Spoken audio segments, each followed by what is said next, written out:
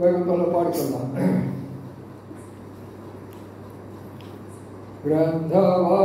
గ్రంథవాగ్దానంబులన్నీ నావి రాతి అక్షయము వర్షవచనము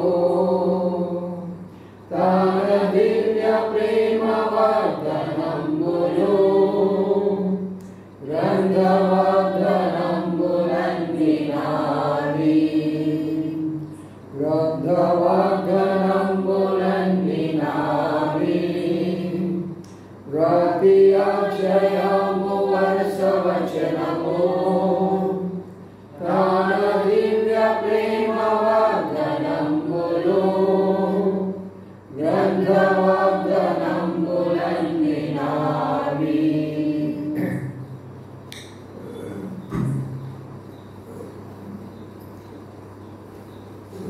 ఈరోజు ఒక భాగం చదువుకుందాము. దావీదు ఎలాగా పోగొట్టుకుని సంపాదించుకున్నాడో మన జీవితంలో కూడా మనం ఏమేమి పోగొట్టుకున్నామో అవి కూడా సంపాదించుకోవాలి. 2వ రాజుల గ్రంథం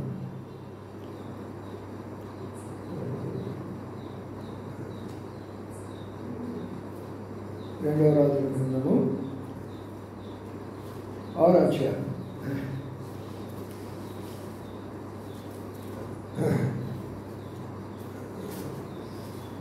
2వ రాజులు 6వ అధ్యాయము 1 నుంచి 7 వచనాలు మార్చి చదువుకుందాం.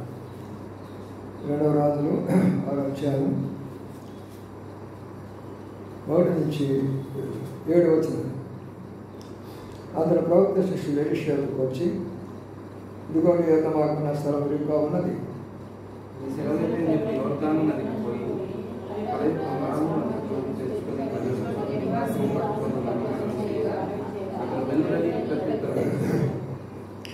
ఒకడు దయచేసి నీ దాసుని మాతో కూడా నువ్వు రావాలని కోరగా అతను నేను వచ్చిందని చెప్పి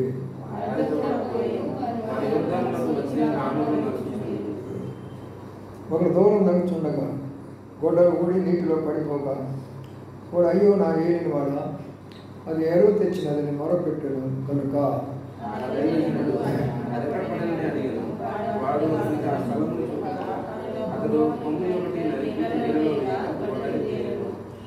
అది దాన్ని పట్టుకొని మన వారితో చెప్పగా వాడు తిన చేయి చాపి దానిని పట్టుకొనిను. ప్రార్థన చేసుకుందాం.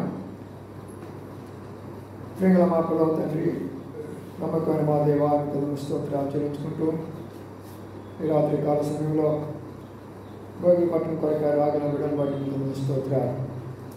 ప్రభావం చాలామంది రావాల్సిన వారు వింటున్నారు. మరి సకాలంలో ప్రారంభించాము, వారు కూడా సకాలంలోకి వచ్చి దానికి సహాయం చేయండి. వాళ్ళు ముగించుకొని త్వరగా దేవుని సన్నిధికి వచ్చి దేవుని యొక్క మాటలు విని వారి జీవితాలు, వారి కుటుంబ జీవితాలు, సంఘాన్ని కూడా కట్టేదానికి సహాయం చేయమని ప్రార్థన చేస్తున్నాం. వాళ్ళని దాస్తున్నాన్ని కూడా జ్ఞాపకం చేసుకొని శరీరంలో అనేకమైన బలహీనతలు ఉంటున్నాయి, వాటన్నిటిని కూడా తొలగించమని వేడుకుంటున్నాం. మా ప్రభు అంధకార శక్తులు నా పేరు అందిస్తూ ఎవరైతే మారు మధ్యలో ఉన్నారో వారిని తీసుకురమ్మని ప్రార్థిస్తూ మర్చిపోయిన వారిని జ్ఞాపకం చేసుకొని అనారోగ్యమైన వారికి అవసరం ఆరోగ్యం దయచేయమని వేడుకుంటున్నాం. ఘనత మహిమ ప్రభావాన్ని ఆరోపించుకున్నాం. యేసు పరిశుద్ధనామమున స్తుతించి ప్రార్థించి కనపరచబడుతున్నాము తండ్రి. ఆమేన్.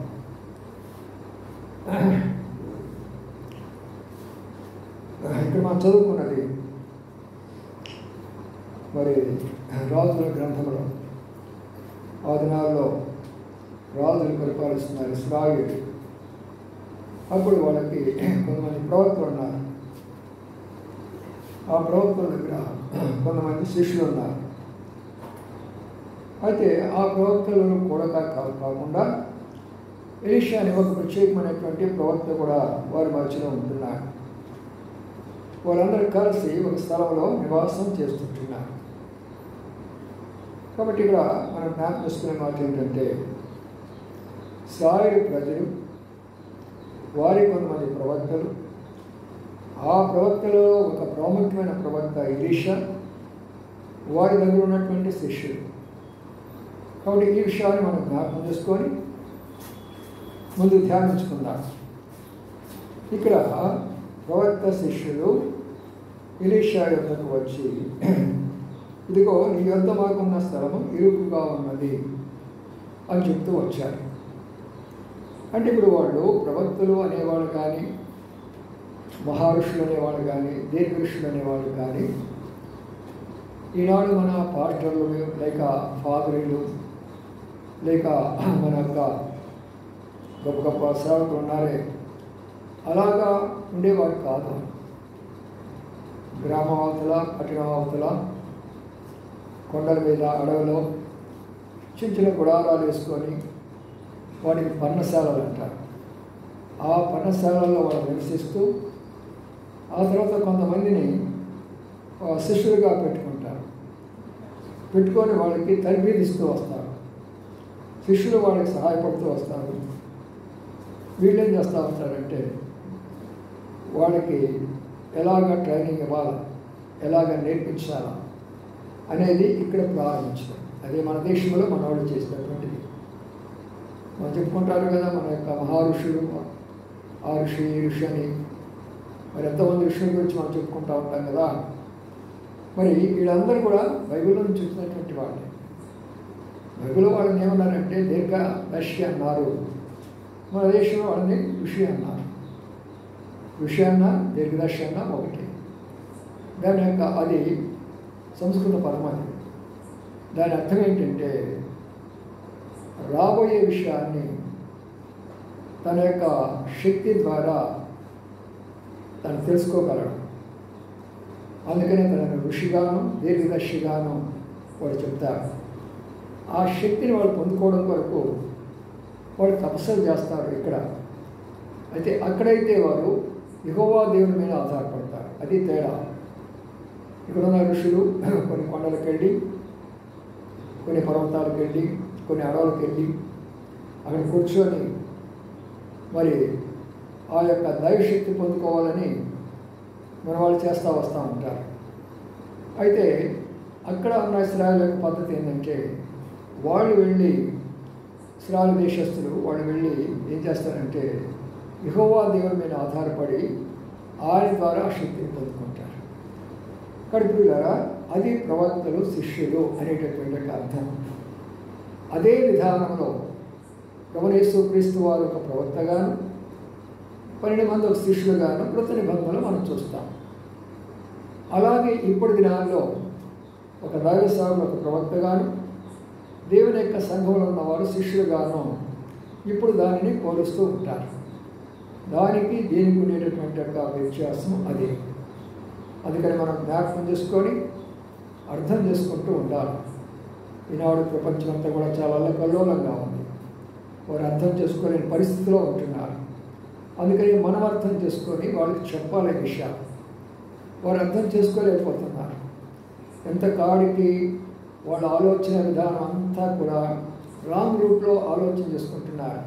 అందుకని మనము ప్రపంచంలో మొట్టమొదటిగా ముద్రించబడినటువంటి పరిశుద్ధ గ్రంథము, ఈ గ్రంథాన్ని ఆధారం చేసుకొని వచ్చినవే మిగతా గ్రంథాలన్నీ కూడా. అందుకనే వీళ్ళారా ఒక ప్రవక్తగా శిష్యుడు. ఈ రోజులు కూడా చూడండి అనేక గుడుల్లో గోపురాలు మనం చూస్తూ ఉంటాం. పూజారి కొంతమంది ట్రైనింగ్ పొందుతున్నటువంటి వారు.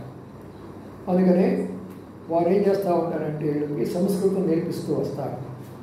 ఈ యొక్క పద్ధతి ఎక్కడ ప్రారంభించబడింది? బైబిల్లో ప్రారంభించబడింది. వాడేది ఇప్పుడు ఏదనుకుంటున్నారో మేము భారతీయులమే ఏదేదో అనుకుంటారు. కానీ వాళ్ళ వయసుని బట్టి చిన్నవాళ్ళు, ఇప్పుడు మాట్లాడే వాళ్ళందరూ కూడా దాదాపు నాకంటే చిన్నవాళ్ళే. ఆ పెద్దవాళ్ళు ఎవరైతే ఉన్నారో వాళ్ళు అసలు మాట్లాడుతున్నారు. ఎందుకంటే వాళ్ళకి సత్యం తెలుసు. వాళ్ళు అరణ్యానికి వెళ్ళారు, తపస్సులు చేశారు, జపాలు చేశారు, దైవదర్శనాలు పొందడం కొరకై వెళ్ళి అనేక మంది ఋషులు హిమాలయ పర్వతానికి వెళ్ళి ఆడ చేసినటువంటి గొప్ప వారు ఆ ధ్యానము, ఆ త్యాగము, ఆ తపస్సును బట్టి జరిగినటువంటి విషయం ఏంటంటే సాక్షాత్తు దేవుని యొక్క ప్రత్యక్ష వారు పొందుకుంటూ వచ్చారు. కాబట్టి నా ప్రియమైనటువంటి సోదరులారా, అందులో ఒక ఆయన కైలాస మహర్షి. ఈ కైలాస మహర్షి అక్కడికి వెళ్ళిన తర్వాత మరి దేవుని యొక్క ఆ శ్రేష్టమైనటువంటి ప్రత్యక్షత చూసి వచ్చాడు ఆయన. అందుకనే ఆ గొప్ప విషయాలను రాస్తూ వచ్చాడు. ఈ యొక్క సమయంలో మనం గమనించే విషయం ఏంటంటే ఎలీషా అనేటటువంటి ఆయన ఒక ప్రవక్త. అలాగనే కొంతమంది ప్రవక్తలు అక్కడ ఉంటున్నారు. ఆ ప్రవక్తలు ఉన్నారు, శిష్యులు ఉన్నారు. వాళ్ళందరూ కలిసి ఒక స్థలంలో నివసిస్తున్నారు. అప్పుడు నివసించినప్పుడు ఆ స్థలము వారికి ఎలాగైపోయిందంటే నెమ్మదిగా వాడికి ఇరుకైపోయింది. అంటే అటు గురువు, అటు ప్రవక్తలు ఉంటున్నారు, ఇటు ఎలీషా ఉంటున్నారు, ఆ తర్వాత ఇటువైపున మరి శిష్యులు కూడా ఉంటున్నారు. మరి వాళ్ళందరూ కలిసి ఉండాలంటే ఆ స్థలము చాలా ఇరుకుగా ఉంటుంది. అందుకని నా ప్రియమైన సోదరులారా, ఇరుకైన స్థలంలో వారు ఆ యొక్క బోధ విధానము, ఆ గురు శిష్యులకు ఉండేటువంటి సంబంధము, లేక వారి మధ్యలో ఉండేటటువంటి ట్రైనింగ్ పీరియడ్, ఆ ఇరుకులోనే వారు చక్కగా నేర్చుకుంటూ వస్తూ ఉన్నారు. కాబట్టి మనం మొట్టమొదటి నేర్చుకునే పాఠం ఏంటంటే ఏదో దేవుడు నేర్చుకోవాలా, ప్రభుని గురించి తెలుసుకోవాలా, లేక ప్రభు పాఠాలు నేర్చుకోవాలా, వాక్యం నేర్చుకోవాలంటే ఏదో విశాలమైన స్థలాలు, పెద్ద పెద్ద స్థలాలు మనం కోరుకోకూడదు. ప్రభు ఇస్తే సరే, మనం మాత్రం ఏదైతే ఉన్నదో, ఏదైతే మనకు అవసరమో దాని విషయంలో మనం ఏం చేయాలంటే దాంతో మనం ఏం చేసుకోవాలా, తృప్తి పడుతూ ఉండాలి. అది తృప్తి పడుతూ ఉండాలి. అప్పుడు ఏం జరుగుతుంది అంటే మనం ఐగాన్ చేసినప్పుడు మనకి ఎలాగా ఉంటుందంటే మనము ఆ యొక్క పనిలో నిమగ్నం అయిపోతాము, చక్కగా దానిని మనం అనుభవించగలం. అందుకని ఇక్కడ మాటలు మనం జ్ఞాపకం చేసుకుంటే ప్రవక్త శిష్యులు ఎలీషా దగ్గరకు వచ్చి, ఇదిగో నీ యొద్ద మాకున్న స్థలం ఇరుకుగా ఉన్నది. కాబట్టి ఆ స్థలం ఇరుగ్గా ఉన్నది. ఒక ఇరుకైన స్థలంలో ఒక నిజమైనటువంటి దైవ సేవకుడు కనబడుతున్నారు. ప్రవక్తలు అక్కడ చాలామంది ఉన్నారండి, ప్రవక్తలు ఉన్నారు. అయితే వారి గురించి రాయబడాలి ఇక్కడ. ఎందుకంటే మరి ఇశ్రాయేలు టైంలో ఉన్నటువంటి ప్రవక్తలందరూ ఎలాంటి వాళ్ళు అంటే అనుకూలంగా, ఎవరికి అనుకూలంగా, రాజుకు అనుకూలంగా చెప్పేటటువంటి ప్రవక్తలు ఉండేవాళ్ళు ఆ రోజుల్లో. అందుకని ఇర్మియా ఒక నిజమైనటువంటి ప్రవక్త, మీకా ఒక నిజమైనటువంటి ప్రవక్త, కొంతమంది చాలా మంచి నీతి నిజాయితీ కలిగినటువంటి ప్రవక్తలు వాళ్ళు. అందుకని వాళ్ళు ఏం చేశారంటే ఇలాంటి వాళ్ళని తీసుకెళ్ళి ఎక్కడ పడేశారంటే వాళ్ళని జైల్లో పడేస్తూ వచ్చారు. వాళ్ళు జైల్లో పడేస్తూ వచ్చారు, చూసారా? కాబట్టి జైల్లో పడేస్తూ వచ్చారు. ఏమైంది? జైల్లో పడేస్తూ వచ్చారు. కాబట్టి జైల్లో పడేస్తే అక్కడ జరిగినటువంటి విషయం ఏంటి అని మనం గమనించినట్లయితే చూడండి ఏమైంది తీసుకోండి.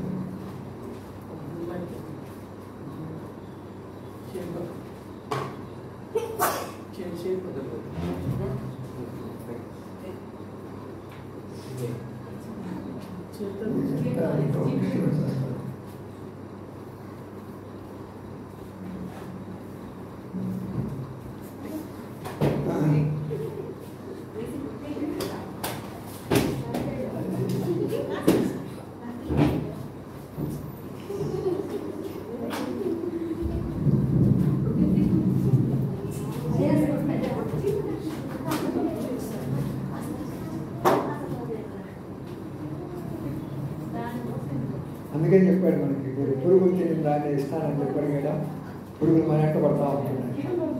అది సరే, మనం పాఠంతో వస్తాము.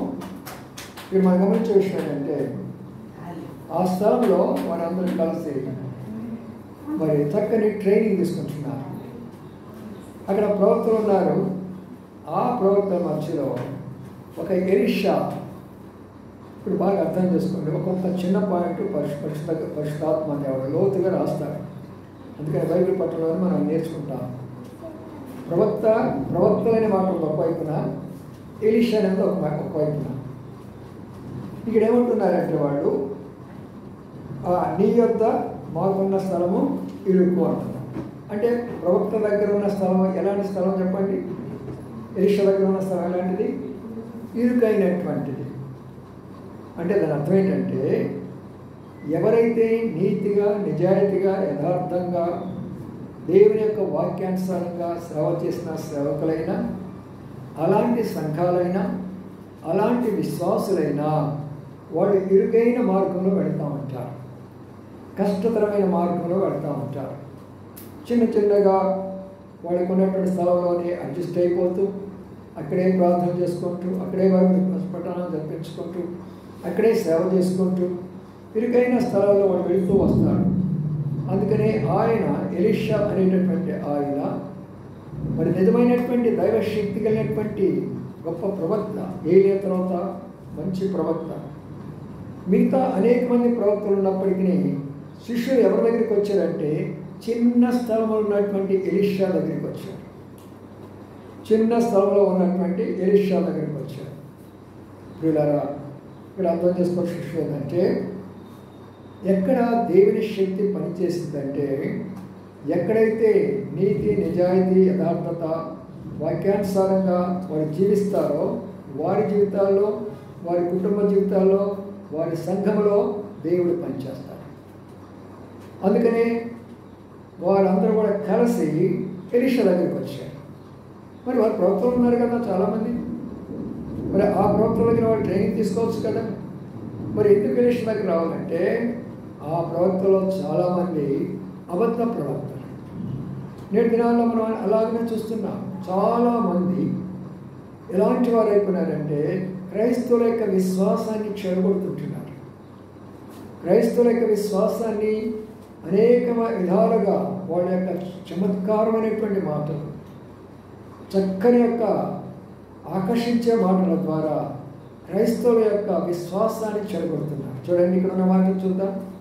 తెస్సలోనికీయులకు రాసిన పత్రిక మొదటి పత్రిక, తెస్సలోనికీయులకు రాసిన మొదటి పత్రికలో పౌలు రాస్తూ ఈ మాట వాళ్ళకి జ్ఞాపకం చేస్తూ వచ్చారు. తెస్సలోనికీయులకు రాసిన మొదటి పత్రిక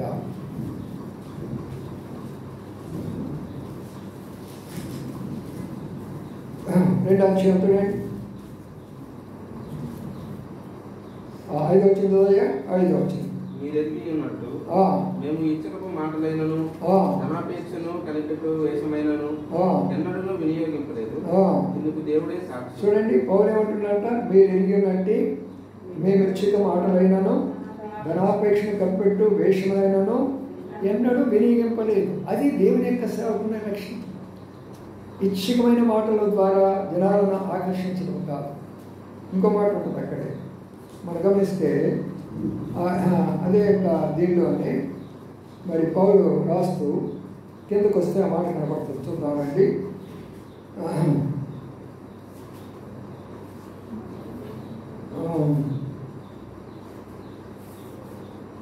ఇంకో మాటను వాడుకుంటాడు ఆయన. చదువు.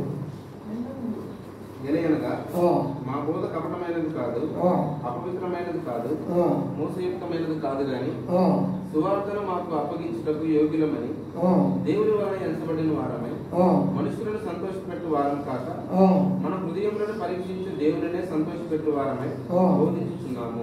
చూసారా, ఇక్కడ మనం గమనించే మాట ఏంటంటే మనుషులను సంతోషపెట్టడం కాదు, దేవుని సంతోషపెట్టాలి.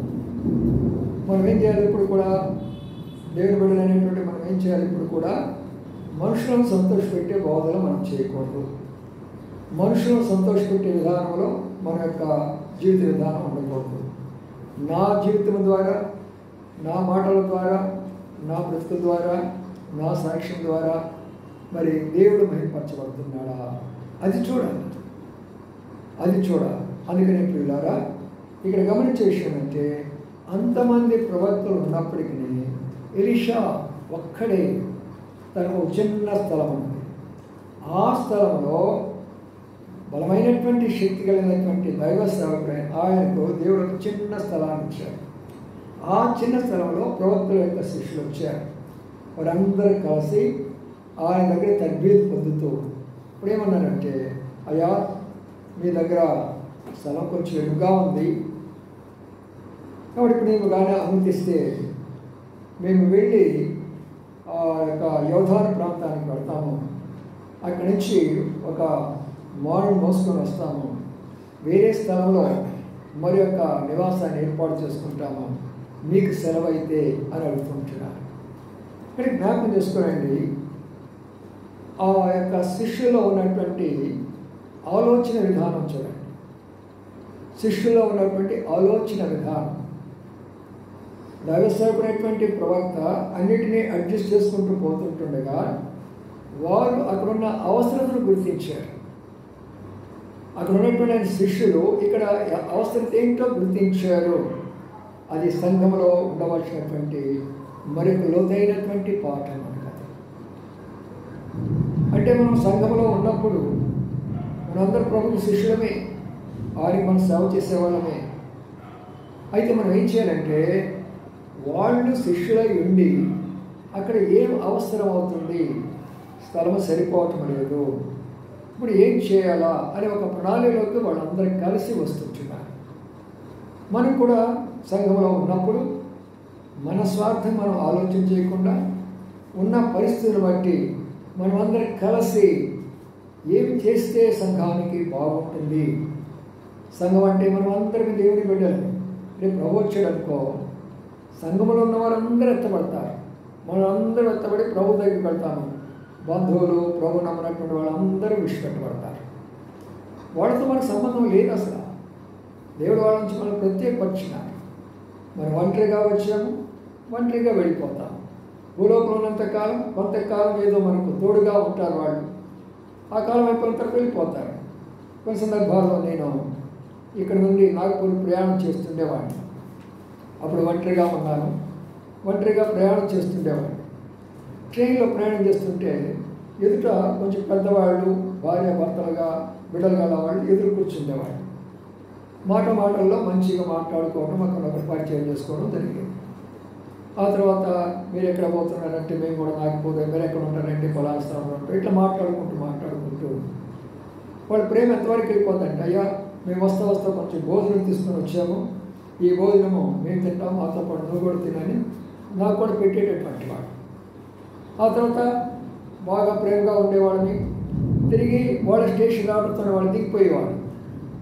మనం నా స్టేషన్కి వచ్చినప్పుడు నేను దిగిపోయేవాడు. ఈ మార్గ మధ్యలో ఏమైంది? మంచి ప్రేమ, మంచి స్నేహం ఏర్పడింది కదా, ఐక్యత ఏర్పడింది కదా. అదే మానవుని యొక్క జీవితం. తల్లిదండ్రులైనా, భర్త అయినా, భార్య అయినా, అన్నదమ్ములైనా, అక్క చెల్లెళ్ళైనా, ఎవరైనా సరే మనకు తోడుగా ఇచ్చాడంతే. అది తెలుసుకోవడం ఈనాడు ప్రపంచం.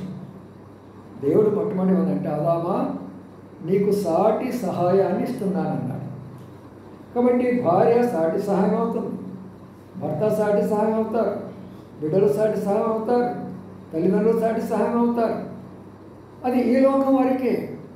ఈ లోకం విడిచిపెట్టామనుకో ఇక మనం ఎవరెవరమో కూడా మనకు తెలియదు. అన్నీ మర్చిపోతాము. భూలోకంలో అన్ని విషయాలు మర్చిపోతాము. ఇక మనం వెళ్ళే మన యొక్క స్థలం అంతా ఒక నూతనంగా కనబడతాం. ఆ పరలోకంకి వెళ్ళిన తర్వాత ఈ పాత ఏమీ జ్ఞాపకంలో మనకు ఈ లోకంలో మనం ఏమైతే ఎంజాయ్ చేసామో, ఏమో అనుభవించామో ఎన్ని జ్ఞాపకం మనకి ఏముండవు. అక్కడికి వెళ్ళిన తర్వాత ఆ దేవదత్తులు, ఆ మహిమ, ఆ యొక్క అవన్నీ కనబడుతున్నప్పుడు అసలు ఎక్కడెక్కడ ఉన్నాము, ఏంటి ఉన్నాము అనేది మనకు తెలియనే. మన అమ్మాయి వాళ్ళు రత్న వాళ్ళ ఇంట్లో ఇంటి పైన మనము మందిరం కడుతున్న దినాలు ఆదివారము మరి శనివారం వెళ్ళాను. నేను మందిరం కట్టిస్తున్నాను. అక్కడ మందిర పోవడం పిలిపించాను. వాడు చాలా చీరాల నుంచి వచ్చాను. వాళ్ళ చేత పైన అంతా వేపించి మంచిగా కట్టించడానికి సాయంకాలం వెళ్ళి కూర్చొని రాత్రి 10 గంటల వరకు ఇట్నే చూస్తూ ఉన్నాను. నేను వాళ్ళు కట్టేదంతా ఇలాగనే చూస్తూ ఉన్నాను. చూసి దాదాపుగా 10 గంటల వరకు, అంటే 5 గంటలు దాదాపు కూర్చున్నాను. చూసిన తర్వాత అంత అయిపోయింది. వాళ్ళకి డబ్బులు ఇచ్చి పంపించేసాను. నేను తిరిగి ఇంటికి వచ్చేసాను. తర్వాతే ఆదివారం, శనివారం జరుగుతుంది ఇది. ఇంటికి వచ్చాను, ప్రార్థన చేసుకున్నా, భోజనం చేసుకున్నా, పడుకున్నాను. ఉదయం లేసాను ఆరాధన కొరకే. లేస్తే ఏం తెలియటం నాకు. నా ఆత్మ ఎక్కడికో వెళ్ళిపోతుంది, గాలిలో తేలిపోతుంది, ఎక్కడెక్కడెక్కడికో వెళ్ళిపోతూ ఉంది. ఏమవుతుందో నాకు తెలియదు. చాలా తేలికైపోయింది, నా శరీరం అంతా తేలికైపోయింది. ఎక్కడికెక్కడికో వెళ్ళిపోతా ఉంటే అప్పుడు తను పిలిచాను. ఏంటి నాకు ఇట్లా అనిపిస్తుంది, ఏం అర్థం కావట్లేదు, నేను ఎక్కడికో గాలిలో తేలిపోతున్నాను. వీళ్ళరా ఆ అనుభవం నిజంగా అనుభూతి పొందిన వాళ్ళకి తెలుసు, కానీ అందరికీ తెలియదు. ఎలా ఉంటుందంటే మనం ఒక గాలిలో అలాగే తేలిపోతూ ఉంటాము, తేలికైపోతాము, మనకేమీ ఇదేం తెలియదు. అలాగ ప్రభు దగ్గరికి వెళ్ళిపోతాం మనం. సరే, ఇంకా నా పని ఉంది కాబట్టి దేవుడు ఒకవేళ పిలుచుకొని పడి తిరిగి అంటే నన్ను పంపించేయడం తెలియదు. ఆదివారం నేను వెళ్ళలా, వేరే వాళ్ళని పంపించాను పరిచయ కొరకే. నేను చేయలేను, మంచంలోనే ఉన్నాను, వెళ్ళలేకపోయినాను. ఎందుకు చెప్తున్నానంటే ఈ లోక బాంధవ్యము కొంతవరకే ఉంటుంది. మనము సంఘముగా రక్షించబడిన వాళ్ళందరము కూడా, మనమందరము కూడా ప్రభు ఒక మాట చెప్పాడు. చూడండి ఏమన్నాడు. మత్తయి సువార్త 10వ అధ్యాయం చూద్దాం. మత్తయి సువార్త 10వ అధ్యాయం. ఈ మాట మీరు జ్ఞాపకం చేసుకోండి. ఆత్మీయ ఎదుగుదలలో ఇది చాలా ఇంపార్టెంట్ కాబట్టి చెప్తాను, మీరు జ్ఞాపకం చేసుకోనండి. మత్తయి సువార్త 10వ అధ్యాయంలో ప్రభు ఒక మాట చెప్తూ వచ్చారు. లేక 23 అధ్యాయం చూద్దాం. 23 అధ్యాయం, మత్తయి సువార్త 23 అధ్యాయంలో ప్రభు మాట చెప్తూ వచ్చాడు. చూడండి అక్కడ ఉన్న మాటను 9 చదవండి. మరియు భూమి మీద ఎవరికైనాను తండ్రి అని పేరు పెట్టవద్దు, ఒకడే మీ తండ్రి, ఆయన పరలోకమందు ఉన్నాడు. మరియు మీరు గురువులు అని పిలువబడవద్దు, క్రీస్తు ఒక్కడే మీ గురువు, మీలో అందరికంటే గొప్పవాడు మీకు పరిచారకుడై ఉండవలెను. చూడండి ఇక్కడ మాటను. ఆ తర్వాత 7వ చదవండి.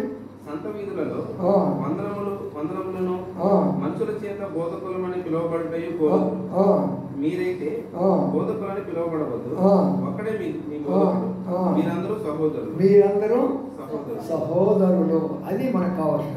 మీరందరూ సహోదరులు అంటే అర్థం ఏంటంటే సహా ఉదరము. ఉదరం అంటే ఏంటి? కడుపు, స్టమక్.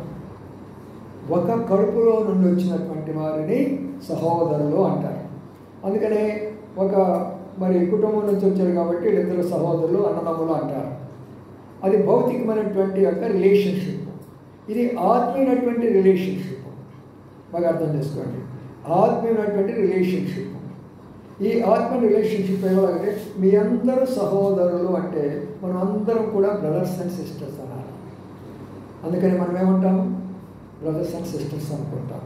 కొంచెం వృద్ధాప్యం వచ్చిందనుకోండి, ఆత్మీయమైనటువంటి తల్లిదండ్రులు అనడంలో తప్పు లేదు. ఎందుకంటే పౌలు అంటాడు, నా కుమారుడైనటువంటి తిమోతి అంటాడు. వయసును బట్టి పెద్దవాళ్ళు అయిపోయిన తర్వాత యవనస్తులు ఉన్నటువంటి వారు నా ఆత్మీయ తల్లిదండ్రులు అనడంలో తప్పు లేదు. కానీ యవనస్తులు అనకూడదు. అలాగా యవనస్తులుగా ఉన్నప్పుడు నా సహోదరులు, నా సహోదరులు అనుకోవాలి. చూసారా? కాబట్టి రేపు ప్రభు వచ్చినప్పుడు వీళ్ళందరినీ అక్కడ ఉంటాము. మొత్తం పరలోకములో ప్రభువు దగ్గర మనమందరం సహోదరులుగా ఉంటాము, ఒక ఇంటి వాళ్ళలాగా ఉంటాము. ఇక్కడ ఎలాగైతే మరి సంఘంలో ఉంటామో పరలోకంలో అందరూ అట్లా ఉంటాం. కానీ మా మామయ్య వస్తాడు, మా అత్తయ్య వస్తాడు, మా కోడలు వస్తుంది, ఏం వస్తుంది, ఎవరు రాదు అక్కడికి. అవన్నీ మర్చిపోండి. అలా ఉండనే ఉండదు. అక్కడ ఎత్తబడిన వారందరూ కూడా కలుసుకొని పోతాం. అంతేకాదు ఇంకా గొప్ప విషయం తెలుసా? మనము దావీదును చూస్తాం ఆ రోజున, మనము అబ్రహాం చూస్తాం ఆ రోజున, మనము ఆ రోజున ఇస్సాకును చూస్తాము. బైబిల్ ఎంతమంది అయితే ప్రవక్తలు గొప్ప గొప్ప వారు అక్కడికి వెళ్ళారో వాళ్ళందరూ గుర్తుపడి మనం చోటు ఉందని మనకి ఎంత జ్ఞాపశక్తి వస్తుంది. అడగము మనం పలానోళ్ళని. దేవుడు ఆ యొక్క గొప్ప శక్తి మనకిస్తాడు. మన శరీరాలు ఎలాగా ఉంటాయంటే అదే ఇందాక చెప్పాను కదా, తేలిపోయినట్టుగా ఉంటాయి. ఆ తేలిపోవడం కాదు, శరీరము మహిమా శరీరంగా మార్చబడతాయి. మహిమా శరీరం అంటే ఇది మట్టి శరీరం, అది ఎంతో తడతడ మెరిచిపోయేట ఎలాగా ఉంటుంది. ఆ శరీరం అన్నమాట.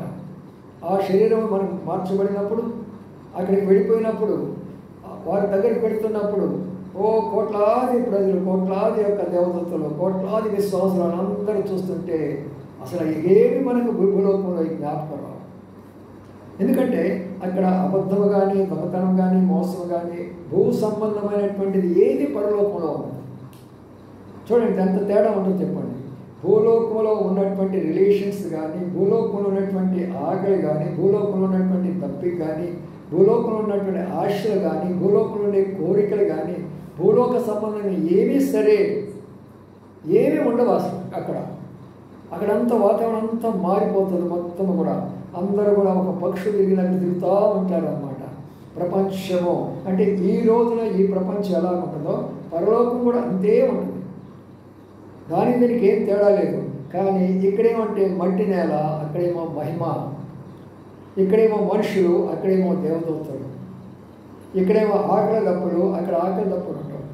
ఇక్కడేమో భేదభావాలు, అవన్నీ తెలియదు. అక్కడ అందరూ ఒకటిగా ఉంటారు. రాత్రి మగలు దేవుని సన్నిధిలో ప్రభుని స్తుతించడమే స్తుతించడం. ఈ మధ్యలో మీరు చూస్తున్నారో తెలియదు, కానీ రాత్రి నేను చూస్తూ వచ్చాను మన యొక్క ఫోన్లో. ఏ దేశంలో పట్టినా కూడా మిలియన్స్ అంటే కొన్ని కోట్ల మంది ప్రతి దేశంలో కూడా అందరూ వచ్చేస్తే ఆయన స్తుతిస్తూ ఉంటున్నారు. నేను ఆశ్చర్యపడినాను. ఇవాళ రేపు వస్త్రాలు ప్రభు అనిపించింది నాకు. మిలియన్స్ ప్రతి దేశంలో, లండన్లో అదే, అమెరికాలో అదే, యూరోప్లో అదే, జర్మనీలో అదే, ఇజ్రాయెల్ దేశంలో అదే, అరబ్ కంట్రీలో అదే, ఎక్కడ చూసినా సరే వందలు కాదు, వేలు కాదు, లక్షలు కాదు, కోట్లలో ఎలాగా ఉన్నారు అని మేము రాత్రి చూస్తే ఇసుక వేస్తే రాలంత జనం, ఆవగింజల్లాగా ఉన్నారు ఒక్కొక్కరు. అలా చూస్తే ఇంతమంది ఎలాగా ప్రపంచం ఈ రోజు కావాలంటే ఇంటికెళ్ళిన తర్వాత చూడండి మీరు ఇవన్నీ కూడా. ఇవన్నీ చూస్తున్నప్పుడు అంతమంది ప్రభు కొరకై అందరూ స్తుతిస్తూ ప్రభా నీ కొరకై నీ కొరకై ఎదురు చూస్తున్నప్పుడు ఎంత ఆశ్చర్యకరమైన విషయం. చాలామంది ఒలివ కొండ మీద, ఎందుకంటే ఆయన వెళ్ళింది ఒలివ కొండ మీదకే, కొండ నుంచే వెళ్ళిపోయాడు ప్రభు, తిరిగి ఒలివ కొండకే వస్తాడు ఆయన. అందుకని ఒలివ కొండకి అనేక ఆయన కొరకు ఎదురు చూస్తుంటున్నారు ఈ రోజున. అందుకని ప్రియమైన సోదరి సోదరులారా, వీటన్నిటిని తలపోసుకుంటుంటే ప్రభు యొక్క రాకడలో మనం కానీ ఎత్తబడకపోతే ఎంత భయంకరమైన విషయమో. ఇప్పుడే చాలా భయంకరమైన విషయాలు మనం వింటున్నాం, చూస్తున్నాం. ఇంతకంటే భయంకర విషయాలు చూడబోతుంటున్నాం. అందుకనే అక్కడ ఉన్నటువంటి రహస్యాన్ని ఎందుకు చెప్పానంటే, శిష్యులు మరి వాళ్ళందరూ కూడా కలిసి ఒక సంఘముగా, వాళ్ళందరూ కలిసి, ఇటు ఎలీషా, అటు ప్రవక్తలు, ఇటు శిష్యులు అందరూ కలిసి ఒక స్థలంలో భీతి పొందుతుంటున్నారు. అందుకని వారి యొక్క అవసరం గుర్తించారు. ఇక్కడ ఏమిటి అవసరమో. కానీ మనం కూడా సంఘానికి వస్తున్నప్పుడు, సంఘం అంటే ఈ బిల్డింగ్ కాదు, ఈ బిల్డింగ్ ఇవాళ ఉంటుంది, రేపు పడిపోతుంది. మనమే చర్చ అంటే, సంఘం అంటే మనం. ఈ సంఘంలో ఎవరు ఎలాంటి పరిస్థితులు కూడా వెళుతున్నారు, ఎవరికి నేను ఏ రకంగా మరి వారికి నేను తోడుగా ఉండాలి, మరి వారి కొరకు నేను ప్రార్థించాలి, నేను వారికి వాక్యం చెప్పాలి, వారిని నేను ఆదరించాలి, వారి యొక్క కన్నీటిలో నా కన్నీటి కూడా తడుపుకోవాలి. అది సంఘం యొక్క అవసరం అంటే. అందుకని ఇక్కడ ఉన్నటువంటి రాసిన ఏంటంటే, శిష్యులందరూ కూడా కలిసి ఎవరి దగ్గరికి వెళ్ళారు?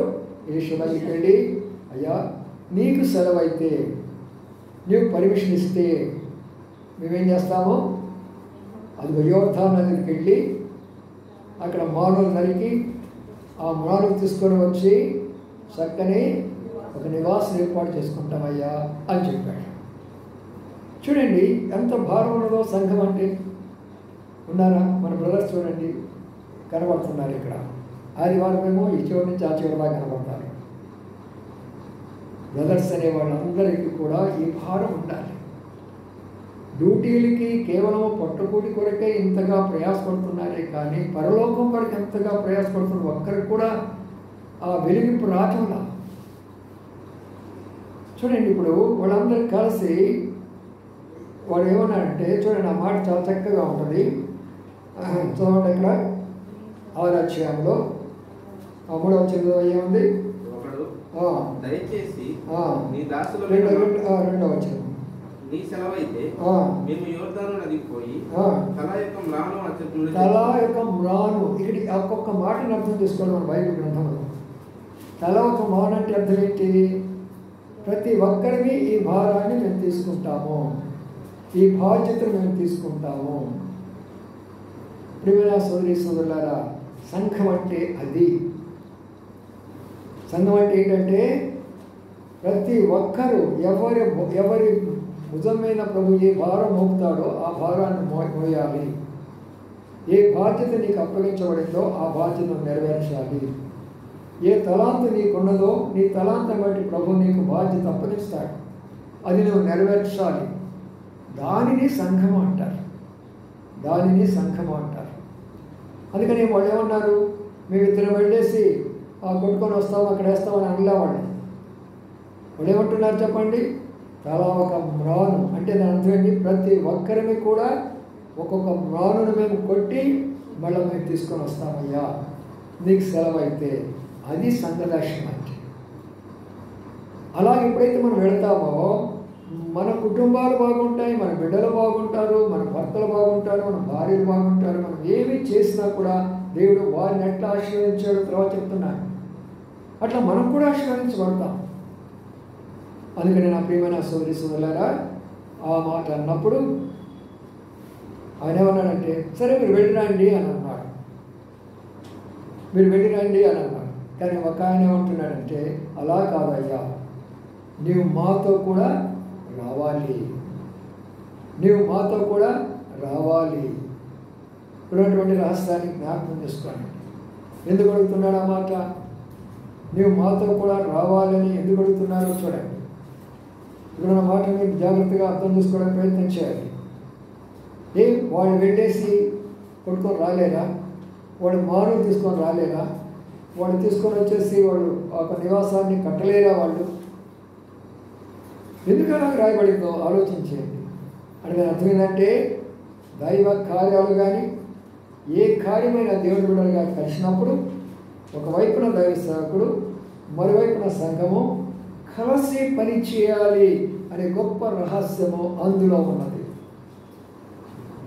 అర్థం చెప్పిన మాట వాళ్ళు అర్థం చేసుకోవడానికి ప్రయత్నం చేయాలి. ఇందులో ఉన్నటువంటి రహస్యం ఏంటంటే కలిసి పని చేయాలి. అయ్యా నీవు లేకుండా మేము ఎలా పోతాము? కాబట్టి మేము వెళుతున్నాం, మీరు కూడా ఉండాల్సిందే.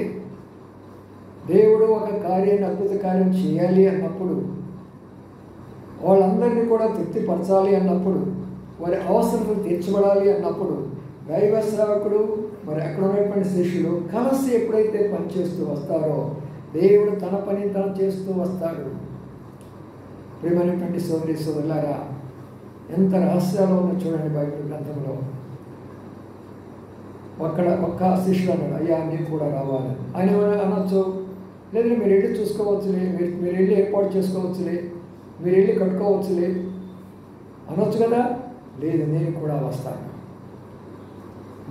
వస్తాను, మీతో పాటు నేను పాలు భాగస్తున్నాను, మీరు నాతో పాటు ఇది సంఘదర్శనం. అంటే మనకి ఏవో కొన్ని సమస్యలు ఉన్నప్పుడు వాళ్ళకు ఉన్నటువంటి సమస్యలు వారి సమస్యలు తొలగించుకోవాలన్నప్పుడు వారందరూ ఐక్యత అయిపోయినారు.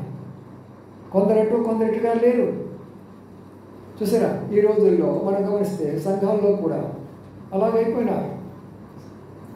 సేవకుల మార్గం సేవకుడు, దైవజనుడి మార్గం దైవజనుడు, సంఘ మార్గం సంఘం అయిపోతుంది. మేము వెళ్తాము, మేము చేసుకుంటాము. భక్సింగారి దినాల్లో ఆయన ఏం చేసేవాడంటే దైవ సేవకుని ప్రార్థన చేసి పంపించేవాడు. పంపించేటప్పుడు మరి ఒకే మాట చెప్పేవాడు. ఎలాంటి స్థలాన్ని పంపిస్తారంటే కనీసము ఆయన బోధన కూడా జరిగినటువంటి స్థలాన్ని పంపించేవాడు భక్సింగారు. అక్కడ ఎంతమంది ఉన్నారా, భోజనం జరుగుతుందా, మందిరం ఉన్నదా, ఏమి లేదంటే ప్రార్థన చేసి పంపించేవాడు. కొంతమంది అంటారు, అక్కడికి వెళితే ఎక్కడ భోజనం ఎవరు పెడతారు, ఎక్కడ ఉండాలా ఏంటన్నా అంటే భక్సింగారు ఏమన్నవాడు తెలిసిన, ప్రభువు చూసుకుంటాడు, నువ్వు వెళ్ళు. ప్రభువు చూసుకుంటాడు, నువ్వు వెళ్ళు. నేను ఎదిగినటువంటి సంఘం ఒంగోలు పరిస్థితి అది.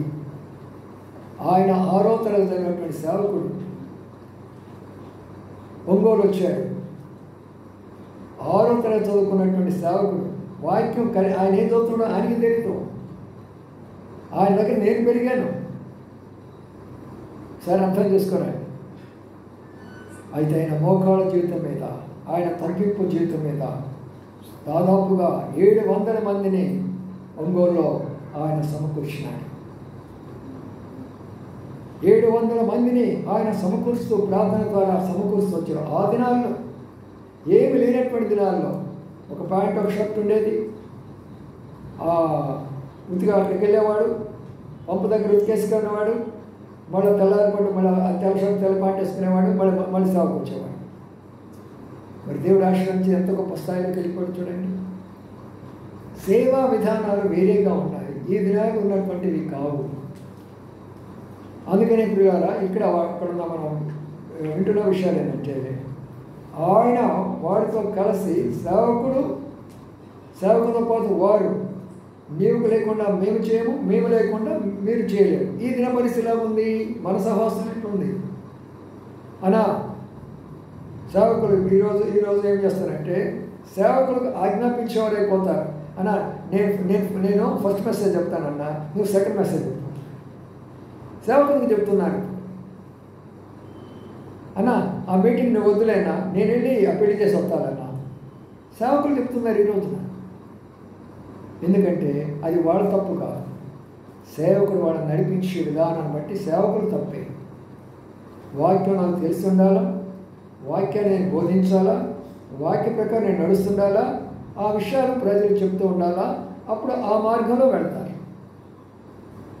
కాబట్టి నా ప్రియమైన సోదరి సోదరులారా, వారు కలిసి ఒక స్థలంకి వెళ్తుంటున్నారు.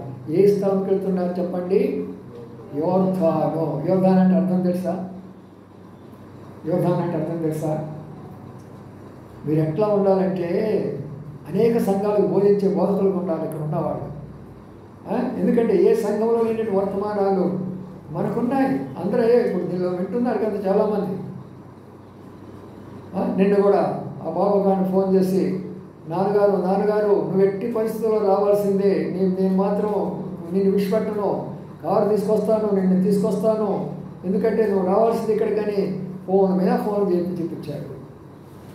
ఎందుకంటే దేవుడు మనకి చక్కని వర్తమానాలు ఇస్తున్నాం. మీరు ఇవన్నీ ఇతరులకు చెప్పడంలో మీరు హాయిగా ఎంతమంది చూస్తున్నారో తెలియదు, చూసిన వాళ్ళంతా 2 నిమిషాలు చూస్తున్నారో నాకు తెలియదు. ఉపయోగించుకోనండి. రానున్న దినాల్లో ఇప్పటికే వాక్యం కరువు అయిపోయింది. ఉదయం ఆయన చాలా గొప్ప దైవ సేవకుడు అయిపోయి నేను చెప్పదలుచుకోలేదు. ఆయన ఒక మాట చెప్తూ ఏం చెప్పాడంటే, ఒక విశ్వాసికి రోగం వచ్చిందంట. ఆయన హాస్పిటల్కి తీసుకెళ్ళాడంట. ఇంకొక ఆయన కూడా రోగం వచ్చిందంట, హాస్పిటల్కి తీసుకెళ్ళాడంట. అవన్నీ కూడా మళ్ళీ అక్కడ సీనియర్ చూపిస్తున్నారు. హాస్పిటల్కి వెళ్ళిన తర్వాత పాపం ఆయనకి కడుపులో పెయిన్ కడుపుందంట. ఆ తర్వాత ఈయనంటే చాలా ఆపరేషన్ అంటే చాలా భయపడుతున్నాడంట. చాలా భయం అంటే ఆపరేషన్ అంటే ఆయనకి పాపం. సరే ప్రార్థన చేసుకొని ప్రభా ఆపరేషన్ అయ్యా, జాగ్రత్తగా సహాయం చేయని ప్రార్థన చేసుకున్నాడంట. కొంచెం అరగంటలోనే ఆపరేషన్ అయిపోయిందంట. చాలా సంతోషంగా ఉన్నాడంట. అయిపోయింది అప్పుడే ఆపరేషన్, చాలా ఆనందం ఉంటే పక్కన అయినాడంట. ఏంటంటే నా ఆపరేషన్ చాలా భయపడ్డానండి, వెంటనే అయిపోయిందంటే, ఇప్పుడు నీకు బాగానే ఉంది, రేపు చూడు నీకు ఎట్లా ఉంటుందా అన్నాడంట. ఏంటి అని అంట. ఏం లేదు, మొన్న ఒక ఆయనకి ఆపరేషన్ చేసిన చిన్న కత్తిని కడుపులో వదిలిపెట్టాడు. ఇక తెల్లారేది కానీ కడుపు అంతా నొప్పి వచ్చిందంటే ఈయనకి ఇప్పుడే స్టార్ట్ అయిపోయింది.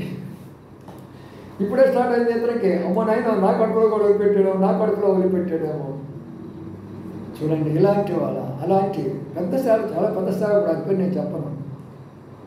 వేలాది మంది ప్రజలు అతని దగ్గరికి పెడుతున్నారు. అతనితో ఊరుకోలేదు. మళ్ళీ ఇంకో మాట ఏం చెప్పాడు తెలుసా? ఇంకొక ఆపరేషన్ చేశారు. అక్కడ ఆ డాక్టర్ ఏం చేశారంటే ఆ రక్తాన్ని తుడుతూ ఆ దూది కడుపులోనే వదిలిపెట్టేశారట. చూసారా, కడుపులో దూది వదిలిపెట్టేస్తారా? అంత మరీ పిచ్చి డాక్టర్లు ఉన్నారా? ఏదో ఒక చిన్నది ఎప్పుడైనా బై మిస్టేక్ ఏదో చిన్నది దొరుకుతుంది. కత్తిలో విడిచిపెట్టడము. ఇక 3వ స్టేజ్కి పోతే అసలు నమ్మలేము మనం. టోపే అందులో విడిచిపెట్టారట. కావాలండి మెసేజ్ పంపిస్తానని అంటారు. ఇలాంటి వారి ద్వారా ఆత్మీయత దెబ్బతినిపోతుంది. ఎంతమంది అవన్నీ స్క్రీన్ మీద చూపిస్తూ ఉన్నాడని, ఆయన హాస్పిటల్ పోయినట్టు, బెడ్ పెట్టినట్టు, బెడ్లో ఆపరేషన్ చేస్తున్నట్టు, కత్తిరి మర్చిపోయినట్టు, దూది పెట్టినట్టు అన్నీ చూపిస్తున్నారు కదా. మరి జనాలు మోసపోరు. అందుకనే ప్రియులారా, మనం జాగ్రత్తగా ఉండాలా. ప్రభు వచ్చే రోజుల్లో ఎవరికి వాళ్ళనే జాగ్రత్తగా సిద్ధపడాలా. మనకు అవన్నీ అవసరం లేదు. శ్రేష్టమైనటువంటి యొక్క మాటలు ప్రభు మనకు వినిపిస్తున్నాడు. భద్రపరుచుకోండి, తర్వాత దొరకాలంటే కష్టమైంది. అందుకని యోర్దాన్ అంటే అర్థం ఏంటంటే మరణము అని అర్థం. యోర్దాన్ అంటే అర్థం ఏంటి? మరణము. యోహాను ఎక్కడ బాప్తిస్మం ఇచ్చాడు? యోర్దాను నదిలో. ఇశ్రాయేలీయులు దాటుతూ వచ్చారు, యోర్దాను నదిని దాటుతూ వచ్చారు. మరి నయమాను ఎక్కడ స్వస్థపరచబడ్డాడు? యోర్దాను నదిలో. కాబట్టి యోర్దాన్ అంటే మరణము. అందుకని మనం ఎందుకు బాప్తిస్మం ఇచ్చాడంటే మన పాత పురుషుడు అక్కడ పాతి పెట్టబడ్డాడు. నూతన పురుషుడుగా వేస్తున్నాము. అందుకని అది మరణానికి సాదృశ్యం కాబట్టి. అందుకని వీళ్ళు ఏంటంటే ఒక స్థలాన్ని కోరుకున్నారు, యోర్దాన్ నది. ఆ యోర్దాన్ నది పక్కన చాలా పెద్ద మ్రానులు ఉన్నాయి. ఇశ్రాయేలు దేశంలోని మారులు ఎటువంటి తెలిసిన మీరు చూడండి, ఇప్పుడు చూపిస్తున్నాను చాలా చక్కగా ఇశ్రాయేలు దేశం గురించి, యెరూషలేము గురించి. ఎందుకు చూపిస్తున్నా నాకే తెలియదు, కానీ చాలా అద్భుతంగా చూపిస్తున్నారు. ఆయన ఆ యొక్క మొత్తము ఆ ప్రదేశాలు మొత్తం చాలా అద్భుతంగా చూపిస్తున్నారు. అక్కడ ఏమేమి ఉంటాయంటే మళ్ళాంటి చెట్టుల తొమ్మలు 99 అలాంటివి ఉండవు అక్కడ ఉండేటటువంటివి. ఆ చెట్ల పేర్లే మనం చాలా అద్భుతంగా ఉంటాయి. ఒక్కొక్క పేరు చెప్పుకోవాలనుకుంటే దేవదారు వృక్షం అంటారు. సామాన్య వృక్షం కాదు, ఆకాశం ఎగురుతూ ఉంటాయి అవన్నీ కూడా. సరళ వృక్షం అంటారు. చూసారా, పెద్ద పెద్ద వృక్షాలు. ఆ వృక్షాలు కొట్టాలంటే సామాన్యమైనటువంటి కాదు. అందుకని ఇప్పుడు వాళ్ళు ఏం చేశారంటే వాటిని కొట్టేదాని కొరకై వాళ్ళు ఏం చేశారు తెలిసిన? ఏం చేశారు? చెట్టుని కొట్టాలంటే ఏం తీసుకెళ్ళాలా? గొడ్డలి తీసుకెళ్ళాలా. గొడ్డలి తీసుకెళ్ళాలా. చూడండి, ఎందుకు గొడ్డలి అంటే కత్తులతో కొడితే తెగవయ్యి, రంపాలతో కోస్తే తెగవయ్యి, గొడ్డలి అవసరం. ఇప్పుడు గొడ్డలికి 2 భాగాలు ఉంటాయి. ఒక భాగమేమో కట్టె, రెండో భాగమేమో ఇనుపు. ఈ రెంటికి కూడా సంబంధం ఉండాలి. కట్టె ఎప్పుడైతే ఇనుపలో జొరబడుతుందో అప్పుడు గొడ్డలి ఏం చేస్తుంది? చక్కగా పనిచేస్తుంది. కట్టెగానే అందులో జొరబడిపోతే ఏం ఉపయోగం? కొట్టి గొడ్డలతో మనం కొట్టినా ఏం కాదు, కొట్టి కట్టెతో కొట్టినా ఏం కాదు. ఆ రెంటికి సంబంధం ఉండాలి. అర్థం చేసుకోండి వాక్యం. వెళ్ళారు, ఇక కొట్టడానికి ప్రారంభించారు. కొడత మొదలుపెట్టారు. చెట్ల మీద చెట్లు కొడతానే ఉన్నారు. కొంతమంది బాగానే నడుస్తూ ఉంటున్నారు, చక్కగా జరిగిపోతున్నాయి. అయితే సడన్గా అక్కడ జరిగింది. అక్కడేం జరిగింది చదవయ్యా? ఒకడు దూలము గొడ్డలి ఊడి నీటిలో పడిపోగా వాడు, అయ్యా నా ఏలిన వాడ, అది ఎరువు తెచ్చినదని మొరపెట్టాను కనుక ఆ దైవజనుడు అది ఎక్కడ పడినని అడిగాను. చూడండి, ఇక్కడ బాగా అర్థం చేసుకునే ప్రయత్నం చేయండి. ఒక అతను వెళ్ళి ఆ చెట్టును కొడతా ఉన్నాడు. కొడతా ఉన్నప్పుడు ఇప్పుడు ఏమైపోయిందంటే ఏమైపోయింది? గొడ్డలి ఊడి ఎక్కడ పడిపోయిందంట? నీళ్ళల్లో పడిపోయింది. నీళ్ళంటే ఎక్కడ పడిపోయింది? యోర్దానులో పడిపోయింది. యోర్దాను నది కొట్టిన చెట్లు, యోర్దాను నదిలో నీళ్లు. ఇప్పుడు ఈయన చేతిలో ఏం మిగిలిపోయింది? గొడ్డలు అందులో పడితే ఏం మిగిలిపోయింది? కర్ర. అది ఈ రోజుల్లో మన చేతిలో. ఈ రోజుల్లో ప్రతి విశ్వాస చేతిలో, ప్రతి సేవకుని చేతిలో ఏం మిగిలిపోయిందంటే కర్ర మిగిలిపోయింది. ఇప్పుడు దాకా మీకు భౌతికంగా చెప్పేప్పుడు ఆత్మీయంగా చెప్తున్నాను, జాగ్రత్తగా వినండి. ఈ యోర్దాను నది ఈ లోకంలో ఉన్నటువంటి ప్రజలందరూ ఈ లోకానికి సాదృశ్యంగా కనబడతారు. ఈ ఒక్కొక్క చెట్టు వచ్చి ఒక్కొక్క వ్యక్తికి గుర్తుగా ఉంటుంది. ఎందుకంటే బైబిల్ గ్రంథంలో వృక్షాలన్నీ కూడా మనుషులను పోలుస్తూ ఉంటారు. ప్రభువు యేసుక్రీస్తు వారు కూడా ఆయన కూడా వృక్షంగానే పోల్చబడ్డాడు. నేను నిజమైన ద్రాక్షావల్లి కదా.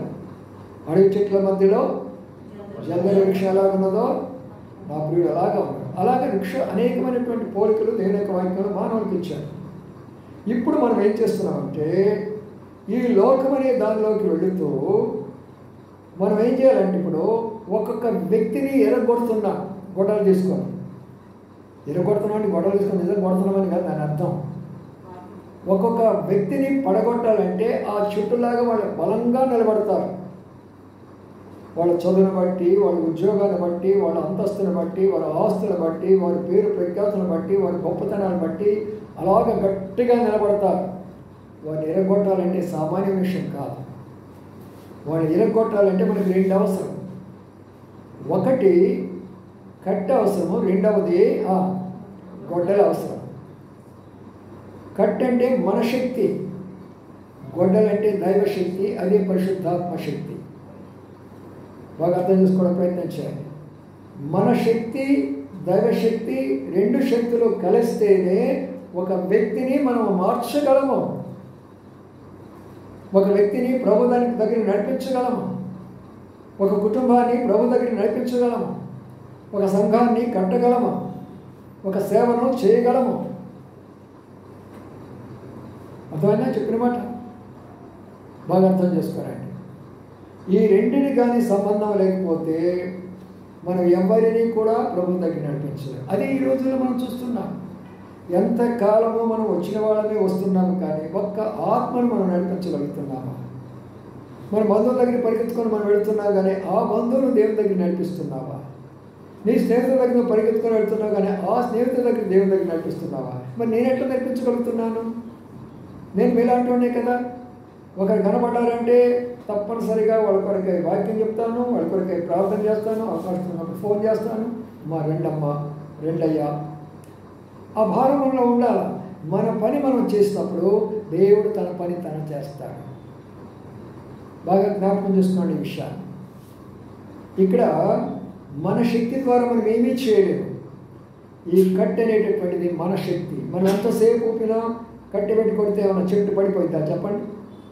ఎంత మనం ఊగినా ఏమీ కాదు. అయితే అందులో గొడ్డలు చేర్చాలి, పరిశుద్ధాత్మ శక్తిని చేర్చాలి. పరిశుద్ధాత్మ శక్తిగానే వచ్చినప్పుడు అప్పుడు ఎంత వ్యక్తి అయినా కూడా ఇరిగిపోతాడు. ఎంత వ్యక్తి అయినా కూడా విరిగిపోతాడు. చూసారా? ఎంత బలాక్షుడైనా, ఎంత గొప్పవాడైనా, ఎంత ధనవంతుడైనా, కఠినమైనటువంటి త్రాగుబోతైనా, కఠినమైన హంతకుడైనా, కఠినమైన పూజారైనా, కఠినమైన మాంత్రికుడైనా, ఎవరైనా సరే పరిశుద్ధాత్మ తాకింది ఇక ఆ వ్యక్తి వెంటనే ఎట్టి పరిస్థితుల్లో కూడా ఇక ఆ జీవితాన్ని విడిచిపెట్టేసేస్తాడు. అయితే ఆ పరిశుద్ధాత్మ తాకాలి.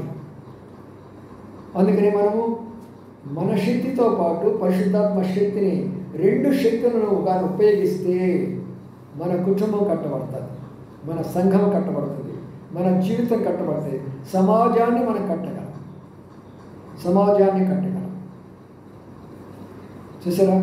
ఇప్పుడు వాళ్ళు మన భారతీయులు వాళ్ళు ఎంత చమత్కారంగా ఎన్ని రకాలుగా వాళ్ళు ప్రజలను ఆకర్షిస్తున్నారో మనకెందుకు లేదా తెలివి, మనకెందుకు లేదు జ్ఞానం? నేను ఒక పండితుడు చెప్తూ ఏమన్నాడు తెలిసిన, చిలుకల్లో పక్షులు, కాకులు అనేకమైనవి ఉంటాయి,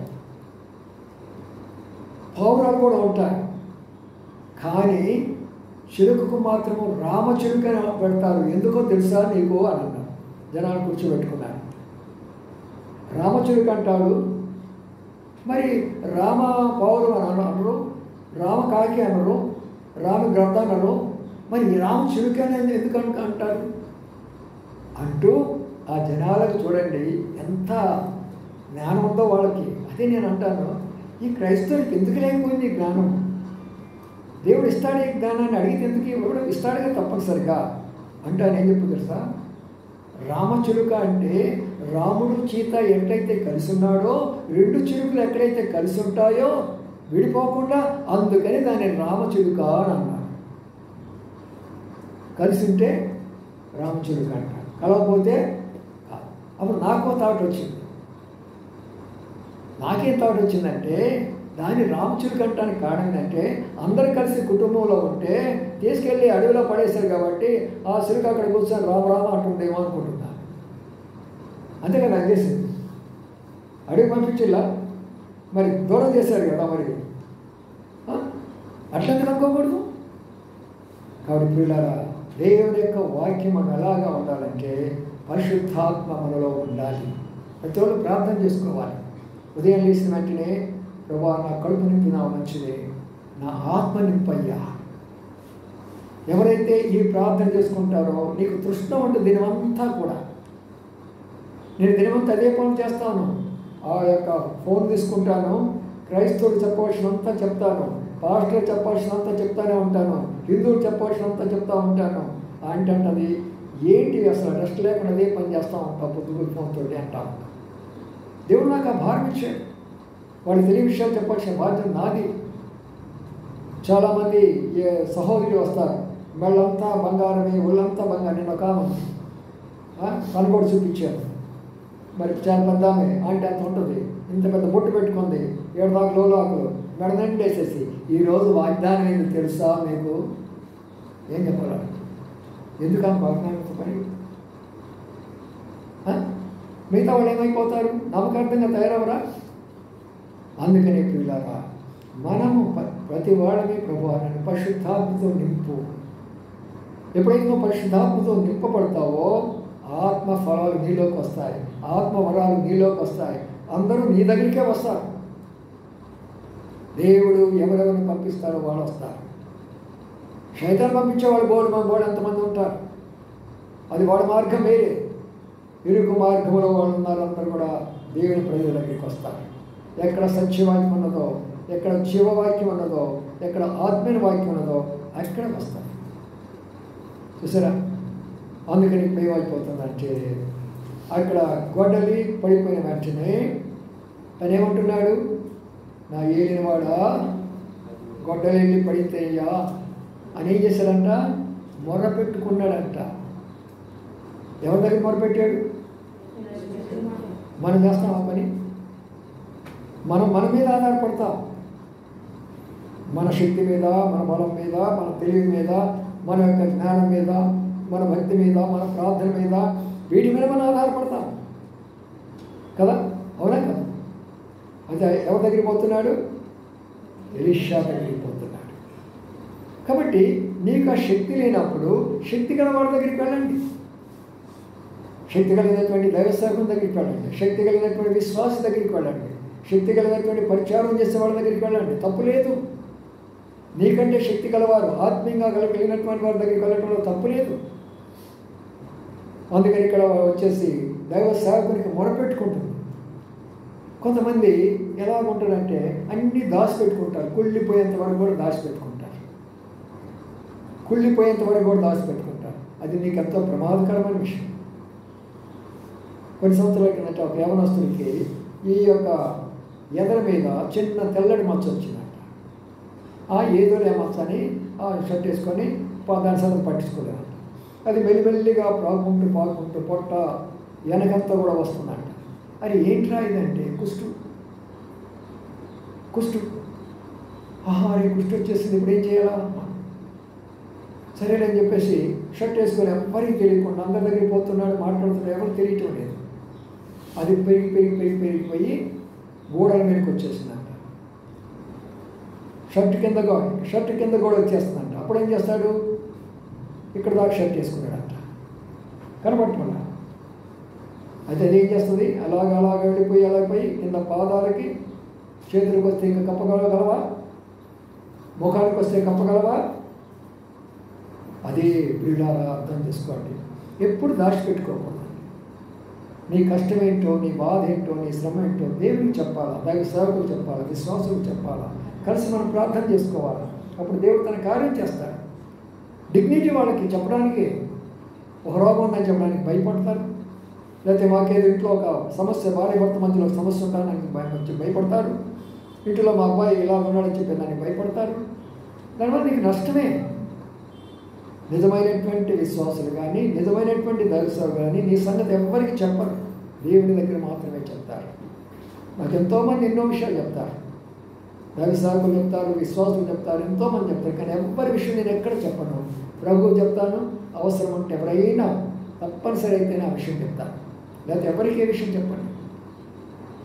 అందుకని తన యొక్క జీవితంలో తన పరిస్థితి అంతా కూడా ఎలీషాకు చెప్పుకున్నాడు.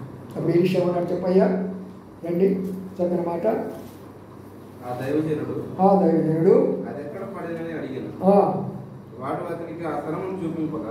ఇక్కడ బాగా అర్థం చేసుకున్న ప్రయత్నం చేయండి. దైవజనుడు ఏమంటున్నాడు? తిట్ల, కోపడల, శాపాల పట్ల, జ్ఞానం లేదనలా, బుద్ధి లేదనలా, అజ్ఞానేనలా. ఏమంటున్నాడు? అది ఎక్కడ పడిందో చెప్పు, అది ఎక్కడ పడిందో చెప్పుతాం, ఆ స్థలం నాకు చూపించు. ఏమైనా సోదరులారా, ఎందుకు అడిగాడు ఆ మాట అంటే, ఏ స్థలంలో పడిపోయిందో ఆ స్థలం మాత్రమే ప్రభువుకు చూపించాలి. ఇది చాలా లోతైనటువంటి ఒక విషయము. ప్రార్థన చేసే వాళ్ళందరూ కూడా నేర్చుకోవాల్సిన లోతైన సత్యం. నీవు దేని కొరకు ప్రార్థన చేస్తున్నావో, అప్పుడు నేను అంటున్నాను, అయ్యా నేను సోదరు వెంకటరావు గారి కొరకై ప్రార్థన చేస్తున్నాను. వెంకటరావు గారి కొరకు దేని కొరకు ప్రార్థిస్తున్నావు? ఆయన ఆరోగ్యమా, ఆయన ఉద్యోగమా, లేక ఆయన ఆత్మీయత, లేక ఆయన బిడ్డల, లేక ఆయన కుటుంబమా, లేక ఆయన ఉద్యోగమా? దేని కొరకు ప్రార్థన చేస్తున్నావు వెంకటరావు గారి కొరకు అంటే? అది స్థలం చూపించడం అంటే, అది నిజమైన ప్రార్థన అంటే. దేని కొరకు నువ్వు ప్రార్థిస్తున్నావు స్పష్టంగా ప్రభువు చూపించాలా. ప్రభువా, ఇది నా పరిస్థితి, ఫలానా పరిస్థితిలో నేను పడిపోయినాను, అబద్ధంలో నేను పడిపోయినాను ప్రభువా, మోసం చేసిన దానిలో పడిపోయినాను ప్రభువా, నా తల్లిదండ్రులను మోసం చేస్తున్నాను ప్రభువా, నా భర్తను నేను మోసం చేస్తున్నాను ప్రభువా, నా ఇరుపొరు వారిని నేను మోసం చేస్తున్నాను ప్రభువా, లేక ఫలానా విషయంలో నేను మోసం చేస్తున్నాను ప్రభువా. ఆ పడిపోయిన స్థలాన్ని చూపించాలి. కొంతమంది ఎలా ప్రార్థన ఏం చేస్తారు తెలుసు, అంతా ప్రార్థన చేస్తారు, అందరూ కూడా ప్రార్థన చేస్తారు, అయ్యా నా కుటుంబాన్ని వాడికి జ్ఞాపకం చేసుకయ్యా ఆమెను అంటారు. ఏంటి జ్ఞాపకం చేసుకునేది? నువ్వు ఇద్దరికి జ్ఞాపకం ఉంటావు ఆయనకి. దేనికి జ్ఞాపకం చేయాలి ఆయనకి? ఏ విషయం చెప్పాలనుకున్నావు ఆయనకి?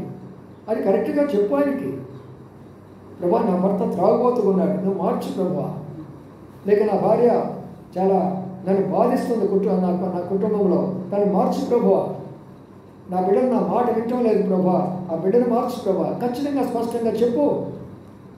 అది స్థలం చూపించడం అంటే అర్థం. ప్రియమైన సోదరి సోదరులారా, ఏ స్థలంలో మనం పడిపోయినామో చూసుకో. ప్రతి విశ్వాసి కూడా పడిపోతారు. దావీదు ఒక స్త్రీని చూసినప్పుడు పడిపోలేదా? యూదా ఇస్కరియోతు డబ్బు చూసినప్పుడు పడిపోలేదా? గెహజీ వస్త్రాలు చూసినప్పుడు పడిపోలేదా? ఆకాను వెండి బంగారాలు చూసినప్పుడు పడిపోలేదా? అననీయ సప్పిరాలు ధనముకు ఆశపడి వాళ్ళు పడిపోలేదా? పేతురు తన భయానికి తెలుసుకొని ఆయన ఎవరో తెలియదని అనలేదా? అబ్రహాము వచ్చినటువంటి భయము, నన్ను చంపుతారని చెప్పేసి అమ్మ నువ్వు నా భార్య కాదని చెప్పుకొని అబద్ధం చెప్పలేదా అబ్రహాము?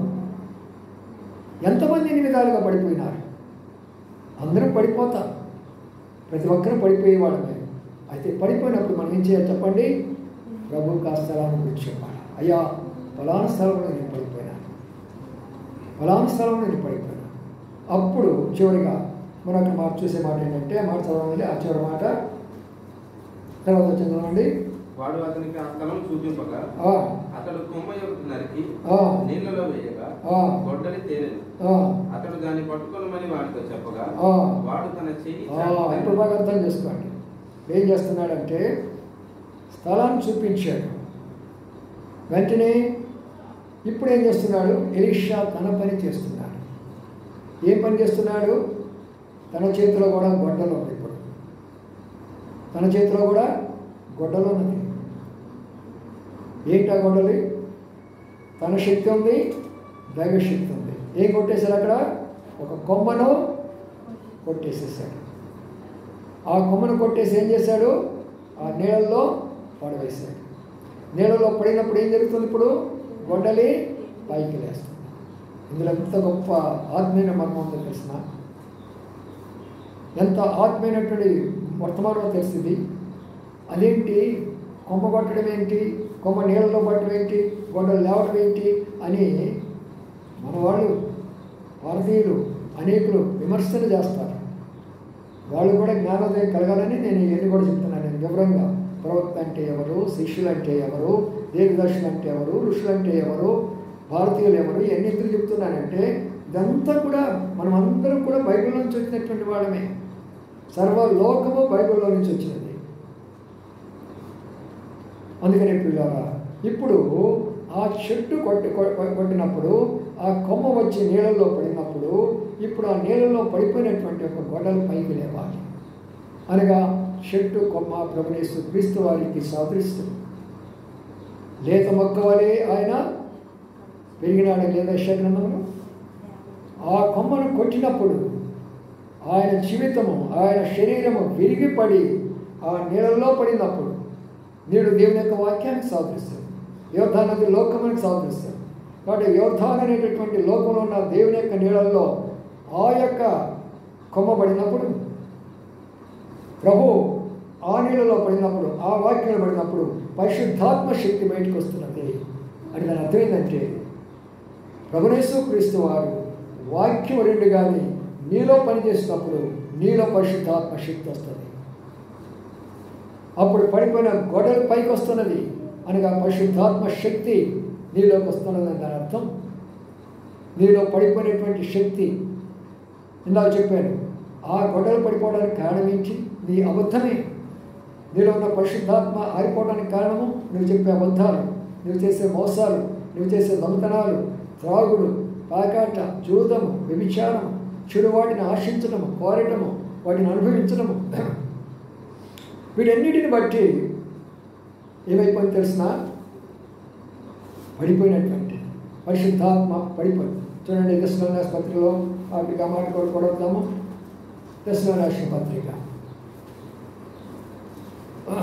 2వ దశలోని పత్రికలో ఆ మాట మనం జ్ఞాపకం చేసుకుందాం. ఏమి రాశాడో చూడు. పౌలు కూడా రాస్తూ ఈ మాటను మనకు జ్ఞాపకం చేస్తూ వచ్చాడు. 1 దశలోని పత్రికలో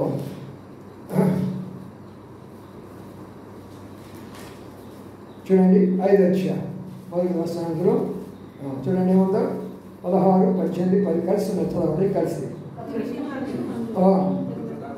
ప్రతి విషయమందును కృతజ్ఞతాస్తుతులు చెల్లించుడి. ఇలాగ చేయుట యేసుక్రీస్తునందు మీ విషయంలో దేవుని చిత్తం. ఆత్మను ఆర్పకుడి. చూడండి ఏమన్నాడు? ఆత్మను ఆర్పకుడి అన్నాడా, ఆరిపోతుందని అన్నాడా? అంటే ఏంటి దాని అర్థం? మనమే ఆర్పేస్తాం. మన ఆత్మను మనమే ఆర్పుకుంటాం. బైబిల్ స్టడీ పోగొట్టుకున్నారంటే ఇన్ని విషయాలు పోతాయి కదా మీ జీవితంలో. ప్రార్థన కూడా పోయిందంటే ఎన్ని విషయాలు పోగొట్టుకుంటారు. ఇక ఆరాధన పోగొట్టుకున్నారంటే ఆశీర్వాదాలను పోగొట్టుకున్నట్టు లెక్కే కదా. ఆ సేవ పోగొట్టుకున్నారు, పరిచయం పోగొట్టుకున్నారంటే బహుమానాలు పోగొట్టుకున్న లెక్క కదా. విశ్వాసులకు బహుమానాలు రావండి. విశ్వాసులకు రక్షణ ఉంటుంది, పరలోకంలో ఉంటారు. బహుమానాలు ఎవరికి వస్తాయంటే ఆత్మను సంపాదించేవాడు. పరిచర్య చేసే సేవ చేసి ఆత్మను సంపాదిస్తారే వారికి బహుమానాలు ఉంటాయి. సామాన్యం వచ్చి కూర్చునిపోయే వాళ్ళకి రక్షణ మాత్రం ఉంటుంది, వెళ్తావు పరలోకంలో కూర్చుంటావు, ఏ బహుమానాలు ఉండవు. అందుకనే జాగ్రత్తగా ఉండండి. ఇక్కడ అక్కడ ఉన్నటువంటి మాట ఏంటంటే, ఆయన చెప్పిన మాట ఏంటంటే ఆత్మను ఆర్పుకుడి. కాబట్టి మనము ఎప్పుడైతే చేయకూడనటువంటి పని చేస్తామో ఆత్మను ఆర్పివేస్తామో అలాంటి యొక్క పరిస్థితుల మధ్యలో మనం ఏం చేస్తూ ఉంటామంటే మన దేవుని ఆత్మ ఆరిపోతుంది. కాబట్టి వాక్యం చదువుకోవడానికి శ్రద్ధ ఉంటుంది, ప్రార్థన చేసుకోవడానికి శ్రద్ధ ఉంటుంది. చూడండి కొంతమంది అమ్మాయిలు ఉన్నారు, గంట ముందే ఫోన్ చేశారు, అంకుల్ ఎన్ని గంటలకి మీరు రామా, పరిచయం చేయమా, అది చేయమని అడుగుతూ వచ్చారు. చాలా సంతోషం. కానీ భర్తలు ఇళ్ళ కాడ కూర్చున్నారు, బిడ్డలు ఇళ్ళ కాడ కూర్చున్నారు. అంటే ఏంటి? వాళ్ళ ఆత్మ ఏమైపోయిందంటూ ఆరిపోయింది. వాళ్ళ ఆత్మ ఆరిపోయింది. మీ ఆత్మ ఉంది మీలో కొంత. అందుకని ఆత్మ ఎప్పుడైతే ఆరిపోతుందో ఆత్మ విషయాల్లో, అది ప్రార్థన గుడికైనా లేక సహోదరి పరిచయం అయినా లేక ఏదైనా కూడా, ఏదైనా సరే మనకి ఎందుకు రావటం లేదు, ఆ యొక్క ఎందుకు రావటం లేదంటే లోన ఆత్మ ఆరిపోతుంది. అందుకనే పాత నిబంధన అంటాడు, ఏమంటాడు? అగ్ని ఎప్పుడు మండుచూ ఉండాలి, దీపం ఎప్పుడు కూడా మండుచూ ఉండాలి, ఎప్పుడు మండుతూ ఉండాలి. అనగా దేవుని యొక్క ఆత్మ ఎప్పుడు మనలో మండుతూ ఉండాలి, వెలుగుతూ ఉండాలి. ఎప్పుడైతే దేవుని ఆత్మ నీలో వెలుగుతూ ఉంటుందో నీకు ఏ తక్కువ ఉండదు. ధనానికి తక్కువ ఉండదు, ఆర్థికంగా తక్కువ ఉండదు, ఆత్మీయంగా తక్కువ ఉండదు, శారీరకంగా తక్కువ ఉండదు, ఏది తక్కువ ఉండదు. నిజంగా చెప్పాలంటే నా వయసులో ఉన్న వాళ్ళు చాలామంది కర్రబోటు వేసుకొని నడుచుకుంటూ వస్తారు. అసలు జ్ఞాపశక్తి ఉండనే ఉండదు. ఒకటి చేయబోయి ఒక దగ్గర పోయి ఇంకో దగ్గర పోయి ఎన్నెన్నో కార్యాలు చేస్తాడు. కానీ ఈ రోజు కూడా ప్రభు కృపను బట్టి ఇన్ని వచనాలు నాకు జ్ఞాపకం ఇస్తున్నాడు అంటే ఏమైనా రాసుకొని, ఏమన్నా పేపర్ మీద రాసుకొని చెప్తున్నా చెప్పండి. నేను దేవుడు ఇచ్చేటటువంటిది మనకి ఏం తక్కువ చేయడైనా. లోన ఆత్మనంత కాలము, అది మన్నంత కాలము శారీరకంగా ఆరోగ్యం ఉంటాము, మానసికంగా ఉంటాము, ఆత్మీయంగా ఉంటాము, కుటుంబం సంతోషం ఉంటుంది, అన్ని ఫలభరితంగా ఉంటాం. అందుకనే గొడ్డలి లేచినప్పుడు వెంటనే ఉన్నాడు తెలిసిన ఆయన ఆ శిష్యుడితో ఏమన్నాడు? అదిగో పట్టుకో, అదిగో పట్టుకో అంటే ఏం చేశాడు? వెంటనే పట్టుకున్నాడా? పోనీలు అనుకున్నాడా? తర్వాత పట్టుకుంటానన్నాడా? ఏం చేశాడు చెప్పండి? వెంటనే శిష్యుడు ఏం చేశాడు? పట్టుకున్నాడు. పోయిన దాన్ని ఏది పోగొట్టుకున్నాడో, దేనికి మొరపెట్టాడో, దేనికి బాధపడ్డాడో అది తన సొంతది కూడా కాదది, వేరే వాళ్ళ దగ్గర అరువు తెచ్చుకున్నది, వేరే వాళ్ళకి ఇవ్వాలా. కాబట్టి ఇవన్నిటిని బట్టి ఎంత బాధపడ్డాడో తిరిగి అది పొందుకుంటున్నాడు. ఏమంది అక్కడ ఉన్నా? దావీదు సమస్తమును పోగొట్టుకున్నవి సంపాదించుకున్నాడు. రెండవది ఆ విడతలు పైన కూడా మీరు తిరిగి సంపాదించుకుంటారు. మూడవది సమస్తము నూతనంగా. ఇప్పుడు వాళ్ళు అవన్నీ తీసుకొచ్చి ఏం చేసుకున్నారంట?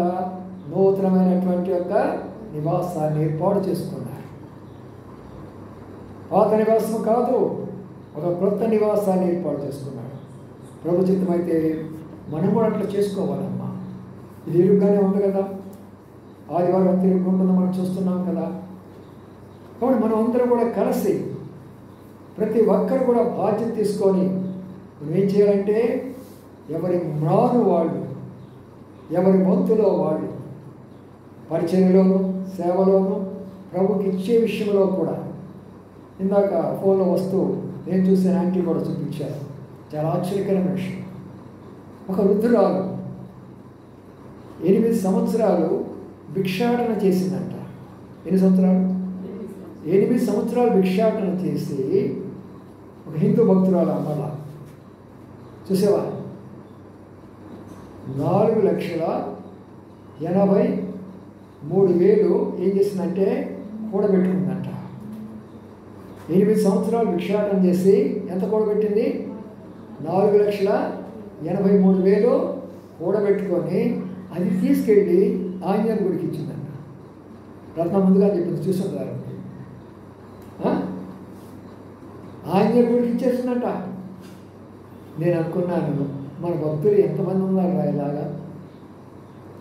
వృద్ధురాలు అడుక్కునేవా, వెనక ఆస్తులు లేవు వాళ్ళకి, వెనక ఏమి లేదు తనకు. అడుక్కున్న వాటిలో వాటిని కూడా పెట్టేసి తీసుకెళ్ళి ఆంజనేయ స్వామికి ఇచ్చిందంట. ఆ భక్తి చూడండి ఎంత గొప్ప భక్తి. మనకు అలాంటి వాళ్ళు ఉంటే మనం ఎంత పెద్ద మందిని పెట్టుకునే వాళ్ళము. ఉన్నవన్నీ కూడా మనం తినటానికి, మన వంటానికి, మన బట్టలకి, మన యొక్క అలంకరణలకు, మన యొక్క బిడ్డలకు, వీటి కొరకే. కానీ దేవుడి కొరకు ఏం చేస్తాం? రేపు ప్రభు అడుగుతాడే, ప్రభు దగ్గర నిలబడి అడుగుతాడే, నా కొరకు నువ్వేం చేసావో అని అడుగుతాడు. ప్రభు ఎలా అడుగుతాడు తెలిసిన? నేను నీ కొరకై ఇలాగా కలువరి శిలువలో చనిపోయి రక్తము కార్చి నీ కొరకై ప్రాణం ఇచ్చేసే, సమస్తాన్ని నీ కొరకై త్యాగం చేసేనే, మరి నీవు నా కొరకై ఏం చేసావు? అప్పుడు మనం ఏ సమాధానం చెప్తాం? మనం ఏం సమాధానం చెప్తాం? ఆయన కొరకై ఏమైనా కొంత డబ్బైనా ప్రభు కొరకై, ప్రభు మందిరం కొరకై మనకి శక్తినిచ్చే కొలది. కాబట్టి పిల్లారా, ఎందుకు చెప్తున్నానంటే క్రొత్త నివాసం వాడు ఏర్పాటు చేసుకోవాలనుకుంటే వారి త్యాగం చూడండి, వారి ఆలోచన విధానం చూడండి, వారి ఐక్యత చూడండి. ఇవన్నీ కూడా మెడిటేషన్లో వస్తాయి. వాక్యాన్ని తీసుకుంటాను, ధ్యానిస్తూ మంచం మీద పడుకుంటూ ఉంటాను. రాత్రిపూట నేను పడుకునేటప్పటికి 12:30 అయిపోతుంది కనీసం. ఎన్నిసార్లు ప్రయత్నం చేశాను 11కి 11:30 పడుకోవాలని. నిద్ర రాదు. ప్రభా నిద్ర రావటం లేదని చెప్పేసి ధ్యానంలో పెడతాను. ఈ యొక్క వాక్యం తీసుకుంటాను, ధ్యానిస్తూ ఉంటే ఈ తలంపులన్నీ ప్రభు తీసుకొని వస్తాడు. ఇక ఎప్పుడు నిద్రపోతానో నాకే తెలియదు. అందుకని ఎందుకు చెప్పిన విషయాలంటే మనమందరం కూడా ఆ శిష్యుల వలె ఒక మంచి ప్రణాళిక కలిగి ఉండాలి. వారిలో ఉన్న ఐక్యత, వారిలో ఉన్న బాధ్యత, వారిలో ఉన్నటువంటి భారం మనమందరం కలిగి ఉండాలి. అప్పుడు మనం మంచి నివాసాన్ని ఏర్పాటు చేసుకుంటాం. ఒకవైపున దైవసేవకులు, మరోవైపున శిష్యులు కలిసి ఎప్పుడైతే మనం పని చేస్తామో దేవుడి పని దేవుడు చేస్తాడు. దేవుడి పని దేవుడు చేస్తాడు. అలాంటి శిష్యులు మనం ఉండాలి. నేను చదివే దినాల్లో పరమానంద శిష్యుల కథ జ్ఞాపకం వచ్చేది నాకు. పరమానంద చెప్పి శిష్యులు ఉండేవాళ్ళంట. కొంతమంది శిష్యులు ఒక రోజున వీళ్ళలాగానే ఒక 7 దాటి అవతలకి వెళ్ళారంట. ఒక 6 ఉన్నారు ఆ టైంలో. వాళ్ళు దాటి అవతలకి వెళ్ళిన తర్వాత బయటికి వెళ్ళిన తర్వాత ఒక అనుమానం వచ్చిందంట. అరే అందరం బయటకు వచ్చామా, కొందరు ఏమైనా కొట్టుకొని పోయినారా, నిలబడండి లెక్కేద్దాం అన్నాడంట. ఒకడు వచ్చాడంట. 1 2 3 4 5. అయ్యో 6గురిలో మనం ఒకటి తప్పిపోయాడు రా, 5గురే ఉన్నామా అని అంటాడు. అవునా అని అందరూ ఏడవడం మొదలుపెట్టారంట. ఇంకోటి వచ్చాడంట. నేనేమన్నా తప్పు లెక్కేస్తే నువ్వు రారా అన్నాడంట. ఆడొచ్చేసి 1 2 3 4 5 అన్నాడు. అరే అన్నా వీడు కూడా 5 అన్నాడు రా, వాడు తప్పిపోయినాడు రా అన్నాడు. 6 లెక్కేసి అందరూ ఏడ్చుకుంటా పోయినారంట. ఎవరి దగ్గరికి? గురువు గారి దగ్గరికి. ఏమన్నారంట? అయ్యా మేము 7 దాటి వచ్చాం అయ్యా, ఏం జరిగింది? వాడు సరిపోయి మనం వెళ్ళిపోయినాడు, అయ్యా కొట్టుకొని పోయినాడు అన్నాడు. అవునా? ఎవడవాడు? ఎవడో మాకు తెలియటం లేదయ్యాట. నిలబడండి వరుసగా నిలబెట్టాడట. 6 నిలబెట్టి లెక్కేస్తే ఎట్లా వచ్చాడు? 6 ఉన్నారు. అలాంటి శిష్యులు అయినారు వీళ్ళ సంఘాల్లో. వింటాం బాగా, అదే చేయడానికి వచ్చినప్పుడు తెలివిగా ఉండాలి. రెండు ప్రార్థన చేసుకుందాం. అందరూ కూడా మోకాళ్ళకి వచ్చి ఒక నిమిషం పరిశీలన చేసుకొని, ప్రభువా నేను కూడా పోగొట్టుకుంటున్నా నా జీవితంలో, నా కుటుంబంలో, నా బిడ్డల విషయంలో, నా ఆర్థిక విషయంలో, నా ఆత్మీయ విషయంలో, ప్రభువా చాలా విషయాల్లో పోగొట్టుకుంటున్నా. అయ్యా నన్ను క్షమించయ్యా. ఏది పోగొట్టుకున్నానో నాకు దయచేయి ప్రభువా. నా శక్తి మీద ఆధారపడుతున్నా. చేతిలో కట్టి తీసుకొని ఎగురుతున్నాను నేను. పరిశుద్ధాత్మ లేకుండా నా ప్రార్థన, పరిశుద్ధాత్మ లేకుండా నా వాక్యం, పరిశుద్ధాత్మ లేకుండా నా కుటుంబం, పరిశుద్ధాత్మ లేకుండా నా జీవితం.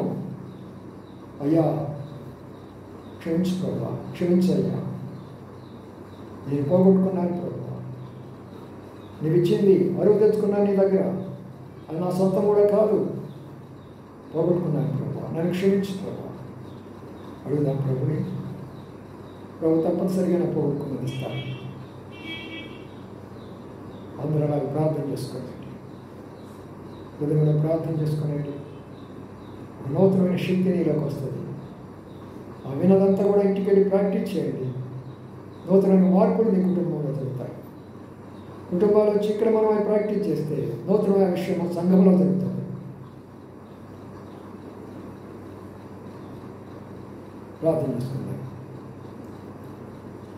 ప్రేమల మాపలో తండ్రి, నమ్మకమైన మా దేవానికి స్తోత్రాలు చెల్లించుకుంటున్నాను. ఈ సమయంలో మీ ఘనమైన నామాన్ని జ్ఞాపకం చేసుకుంటున్నాను. రాగిన బిడ్డలు బట్టి మీకు స్తోత్రాలు. మా ప్రభా, మా దేవ సకాలంలో రాగలిగినారు. మీ వాక్యం విన్నారు. వినడమే కాదు, వారి ఇంటికి వెళ్ళి బాగా ప్రార్థన చేసుకొని ఆ శక్తిని పొందుకొని వారు, వారి కుటుంబాలు, వారి బిడ్డలు ప్రభా అతని ఆ శక్తి ద్వారా బలమైన కార్యాలు వారు చేసేవారిగా వారికి సహాయం చేయమని ప్రార్థిస్తున్నాను. ప్రభా ప్రారంభంలో ఉరుములు మెరుపులు వచ్చినాయి. అయితే మనసులోనే ప్రార్థన చేసుకున్నాను. తండ్రి డిస్టర్బెన్స్గా ఉంది, ఈ మెరుపులతోటి ఉరుములతోటి చెప్పలేనయ్యా అని నేను ప్రార్థన చేసుకున్నప్పుడు నా ప్రార్థన ఆలకించారు. డిస్టర్బెన్స్ అంతా తొలగించారు. ప్రభా చక్కగా వాయిద్యం అందించడానికి సహాయపడినారు.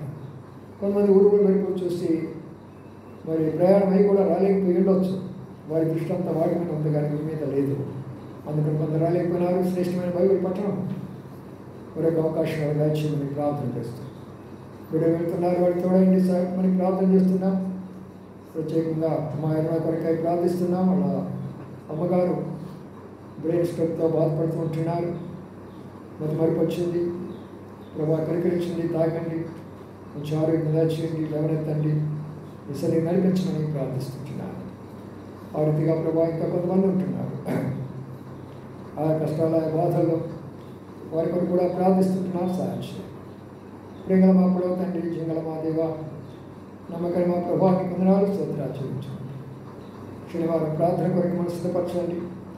ప్రభావ వారికి ఒక నూతనమైన స్థలాన్ని ఇచ్చారు కదా, ఇరుకైనటువంటి స్థలం మనం వారిని జ్ఞాపకం చేసుకున్న దేవుడికి. మాకున్న ఈ స్థలం కూడా ఇరుగ్గానే ఉన్నది, పరిస్థితులు కూడా ఇరుగ్గానే ఉన్నాయి. మాకు కూడా మంచి స్థలం ఇస్తారని మేము కూడా మీకు మొరపెట్టుకుంటున్నాం. ఇది మేము పడిపోయిన స్థలాలు చూపించమంటున్నారు. ఒక్కొక్క సహాయుడు ఒక్కొక్క విషయంలో పడిపోతూ వచ్చాము. మేమందరం కూడా తప్పినటువంటి వారిని ప్రభావ మమ్మల్ని కూడా లేవనెత్తండి. పడిపోయిన మా జీవితాలు, పడిపోయిన మా కుటుంబాలు, మమ్మల్ని మా బిడ్డలను లేవనెత్తండి. మేమందరం కలిసి సంతోషంగా మీకు మహిమకరమైన మందిరాన్ని నిర్మించడానికి సహాయం చేయమని ప్రార్థన చేస్తున్నాం. విధాల హస్తాలు కబ్జెట్టుకుంటూ వందనాలు చెల్లించుకుంటూ చిన్న అవకాశం కూడా విస్తృతిస్తూ కనపరుస్తాం. యేసయ్య పరిశుద్ధ నామమున తిరిగి బిడ్డలు వెళ్తూ ఉంటున్నారు.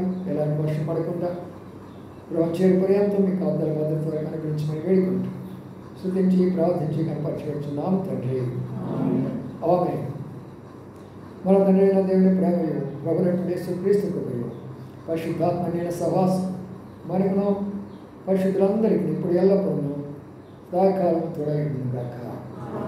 ఆమేన్. పరిశుద్ధ అగ్ని పంపు దేవా, పరిశుద్ధ అగ్ని పంపు రాజిల్లి వ్యాపింపచేయు దేవా రాజిల్లి వ్యాపింపచేయు దేవా. ప్రభుత్వమైతే మరి శనివారం ప్రార్థన కొరకు ఇక్కడ కొడుకుందాము. మరి వర్షంగా ఉంటే మనం ఇంకా అందరి పేరు ప్రత్యేకంగా మరి అమ్మాయి విజ్ఞాపన చెప్పింది.